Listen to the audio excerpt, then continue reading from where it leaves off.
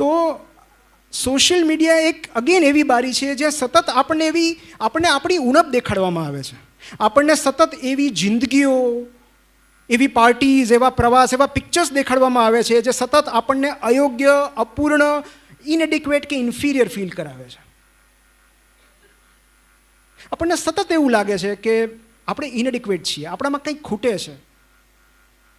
અને એ જે ફિલિંગ છે ઇનએડિક્વેસીની, એ સૌથી ભયાનક છે. આપણને એમ લાગે છે કે આપણામાં ખાલીપો છે, કશું ખૂટે છે આપણામાં, માત્ર સોશિયલ મીડિયા જોઈને. તો આ unconscious disconnection with status and respect છે. આપણને સતત આપણું સ્વમાન ઘવાતું હોય એવું લાગે છે. કોઈ કરતું નથી, માત્ર આ સ્ટ્રેટેજી છે, અલ્ગોરિધમ છે. અને તમે ભૂલે ચૂકે જો એકવાર એ રૂપાળી સ્ત્રીનો કે ફલાણાનો ફોટો લાઈક કરી દીધો, પછી ઇન્સ્ટા તમારી પાછળ પડી જશે. તમને એવી જ ફીડ બતાવ્યા કરશે જે તમને સતત ઇન્ફિરિયર ફીલ કરાવે. સો સ્વમાન અને સ્ટેટસ રિક્લેમ કરવું એ માનસિક સ્વાસ્થ્ય માટેની મૂળભૂત જરૂરિયાત છે. સિક્સ્થ ઇઝ વેરી ઇમ્પોર્ટન્ટ, જે સૌથી ઇગ્નોર થતું છે, એ છે ડિસ્કનેક્શન વિથ નેચર. એકચ્યુઅલી અમારે પહેલાં કહેવું જોઈએ, કુદરત સાથેનું કનેક્શન આપણે ગુમાવી ચૂક્યા છીએ. છેલ્લે ક્યારે પાર્કમાં ગયા હતા, ક્યારે કોઈ વૃક્ષ સાથે બેઠા હતા, ક્યારે તળાવની પાળે ગયા હતા, ક્યારે મેદાનમાં ગયા હતા, આપણને યાદ નથી. અને હવે જેમ ડાયટિશિયન હોય ને, જે તમને કહે આટલું લો, આટલું ન લો, આટલું ઓછું કરી નાખો, પ્રોટીન આટલા, કાર્બ્સ એટલું, એવી રીતે હવે ફોરેસ્ટિશિયન છે, જે તમારા માટે પ્રકૃતિનો ડોઝ નક્કી કરે છે કે કેટલી પ્રકૃતિનું તમારે સેવન કરવું જોઈએ, તમારે એનો સંપર્કમાં રહેવું જોઈએ. અને એની માટેનું એક પિરામિડ છે જેને નેચર્સ પિરામિડ કહેવાય. એમાં 25-3નો રૂલ છે. તમને પ્રેક્ટિકલી કામ લાગે એવો છે. 25-3 એટલે 20 મિનિટ, 5 કલાક, 3 દિવસ.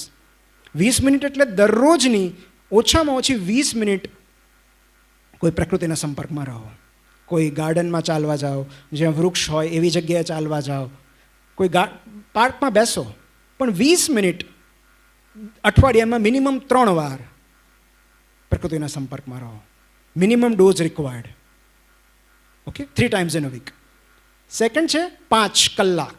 દર મહિને 5 કલાક સેમી વાઇલ્ડ એન્વાયરમેન્ટમાં વિતાવો. ગાઢ જંગલ ન હોય તો ચાલશે, પણ નદી હોય, તળાવ હોય, થોડા ઘણા ડુંગરા હોય, નજીકમાં ગામડું ક્યાંક હોય, 5 કલાક. શરત એટલી છે કે સાથે મોબાઈલ ના હોવો જોઈએ. અને ત્રીજું છે 3 દિવસ. દર વર્ષે 3 દિવસ એવી જગ્યાએ વિતાવો જ્યાં દૂર દૂર સુધી સિવિલાઇઝેશનનું નામો નિશાન ના હોય, ના નેટવર્ક આવતું હોય, કોઈ જ સુવિધા ના હોય. 3 દિવસ સંપૂર્ણ ગાઢ જંગલની વચ્ચે.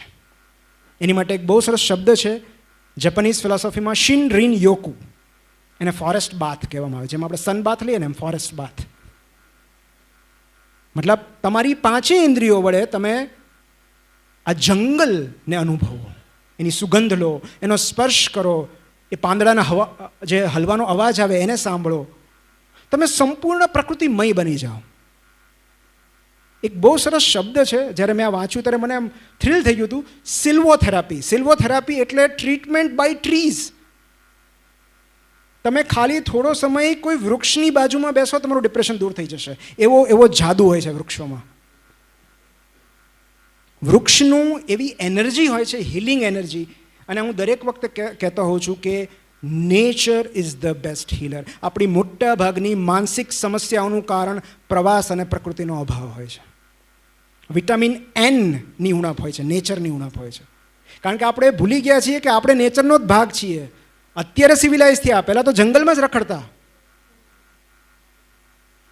તો એ માતા, એ પ્રકૃતિ, એ ધરતીનો ખોળો આપણને બોલાવે છે. અને જ્યારે આપણે એનાથી દૂર ભાગીએ છીએ ત્યારે માનસિક સ્વાસ્થ્યની સમસ્યાઓ સર્જાય છે.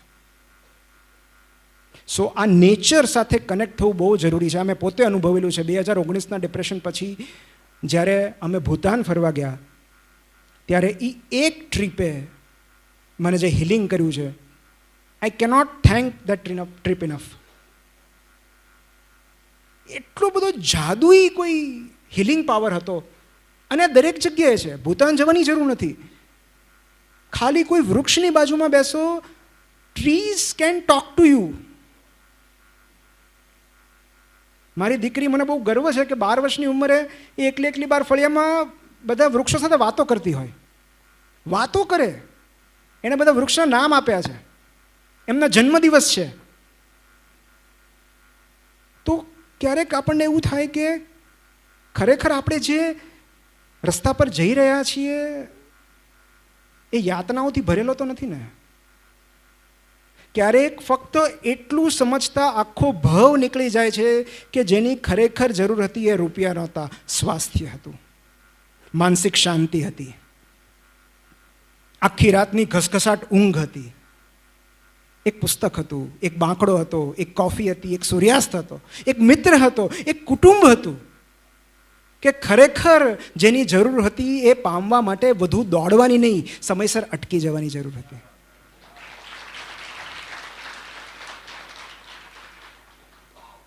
આપણે કુદરતથી દૂર થતા જઈએ છીએ અને આપણે એવું કઈ રીતે અપેક્ષા રાખી શકીએ કે આપણે માનસિક રીતે સ્વસ્થ હોઈએ?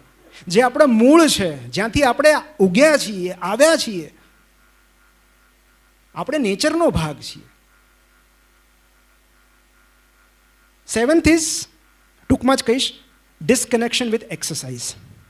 આ બહુ જરૂરી છે કારણ કે આ સૌથી વધારે ઇગ્નોર થતું છે. આપણે બહુ ગુજરાતી પ્રજા તો, પણ બોસ્ટન યુનિવર્સિટીના સાયકોલોજીના પ્રોફેસર છે માઇકલ ઓટો, અને માઇકલ ઓટોના મત પ્રમાણે ઉદાસી અનુભવાય ત્યારે કસરત ન કરવી, એટલે ચેસ્ટ પેન થાય ત્યારે એસ્પિરિન ન લેવી, માથું દુખતું હોય ત્યારે પેરાસિટામોલ ન લેવી.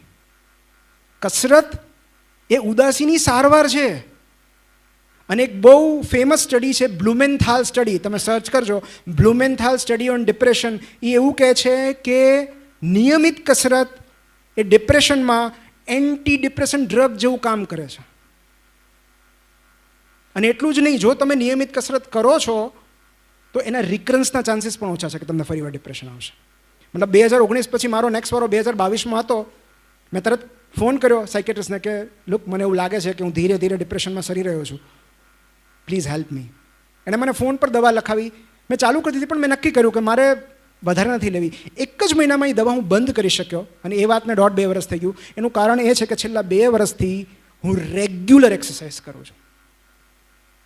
અને એ બહુ લોજિક બહુ સિમ્પલ છે કે જ્યારે આપણે કસરત કરીએ છીએ ત્યારે દરેક happiness hormone, dopamine, serotonin, adrenaline, endogenous opioids, endorphins, એ બધું આપણી અંદર રિલીઝ થાય છે. મતલબ ખુશીના ફુવારા, સુખના ફુવારા.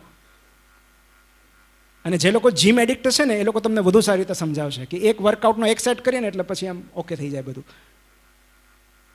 પણ આ ઉદાસી દરમિયાન આ રાહત અનુભવવા માટે, આ મૂડ સુધારવા માટે 10 કિલોમીટર કે મેરેથોન દોડવાની જરૂર નથી. ખાલી 30 મિનિટ ચાલવાથી પણ આ ફાયદો થાય છે.